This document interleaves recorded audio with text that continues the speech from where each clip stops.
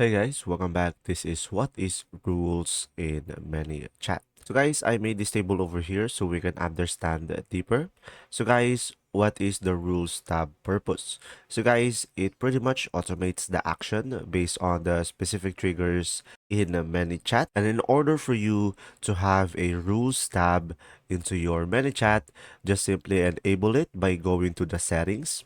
And in the settings, on the left side, you should be able to see their display. And from there, make sure to enable or turn on the automation additional tabs.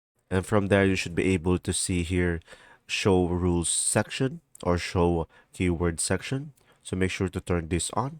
And after that, guys, the key elements in creating a new rule is rule status, where it indicates if the rule is active or disabled. And you will have their rule name, which identifies the name of the rule, and you will have there the actions menu, which performs the task such as duplicating or deleting a rule. So guys, an example of this is sending a confirmation email when a contact updates their email or send a birthday message. There you go. If this video was helpful, please like and subscribe. Thanks for watching. See ya.